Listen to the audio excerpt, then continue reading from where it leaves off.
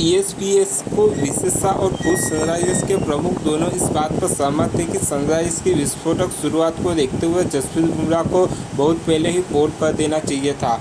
क्या मुंबई इंडियंस का ध्यान हेनरी कार्लसन की जगह जसप्रीत बुमराह को रोकने पर केंद्रित था? पारी का चौथा ओवर फेंकने के बाद बुमराह ने 13वें ओवर तक दूसरी गेंद नहीं फेंकी। उस समय तक नंबर 5 कार्लसन 3 गेंदों पर 8 रन बनाकर बल्लेबाजी कर रहे थे। सनराइजर्स हैदराबाद पहले ही रिकॉर्ड तोड़ने वाले स्कोर की ओर आगे बढ़ रहा था। लगभग बिना किसी दबाव के कार्लसन और एडम मार्क की अनुभवी जोड़ी ने सनराइजर्स को 3 विकेट पर 277 रन तक पहुंचाने से पहले बुमराह को आउट कर दिया था, जो कि आईपीएल इतिहास का सर्वोच्च स्कोर है। ईएसपीएस को टी20 टाइम आउट विश्लेषण शो में ऑस्ट्रेलिया के पूर्व ऑलराउंडर और सनराइजर्स के मुख्य कोच टॉम मूडी ने कहा कि यह असाधारण है कि मुंबई ने पहले सही कदम नहीं उठाया। पावर प्ले में 81 रन जुटाने के बाद सनराइजर्स ने 10 ओवर में 2 विकेट पर 128 रन और 12 ओवर में 3 विकेट पर 177 रन बना लिए थे, लेकिन बाकी बचे 3 ओवर में बुमराह वापस आ गए। जब आपके पास इस प्रारूप में दुनिया का सबसे गेंदबाज हो, यदि सभी प्रारूप में नहीं, और इसके लिए पहले 10 ओवर में केवल 1 ओवर फेंकना था, 13वें ओवर में अपना दूसरा ओवर फेंकना असाधारण है।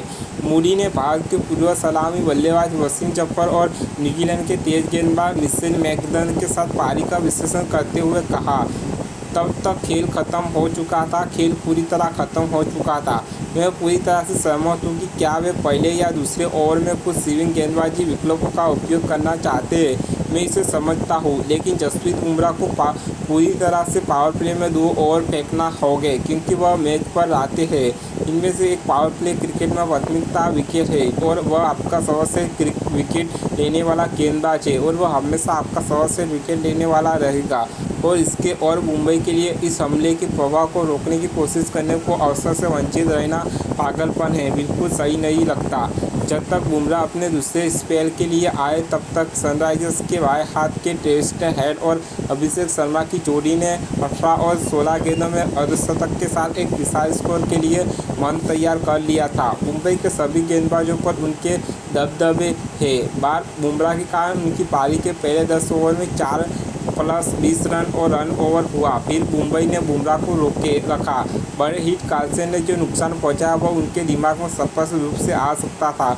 मूडी ने कहा, यही मुद्दा है, वे आज के मैच के लिए कई चुनौतियों की योजना बना रहे हैं, लेकिन बल्लेबाजी पक्ष के लिए सबसे बड़ी चुनौती यह होगी कि हम कार्लसन को कैसे शांत रखें। और उनके दिमाग में यह बात बैठी हुई थी कि कार्लसन के ब्रिज पर आने पर उन्हें सुनिश्चित करना होगा कि उन्हें बुमराह से ओवर मिले, लेकिन आपको अपनी योजना के साथ लचीला होना होगा। हर मौका ही कार्लसन ऐसा नहीं कर सकते। आज जिस तरह सनराइजर्स शीर्ष पर जा रही थी, उसी तरह से बल्लेबाजी की है।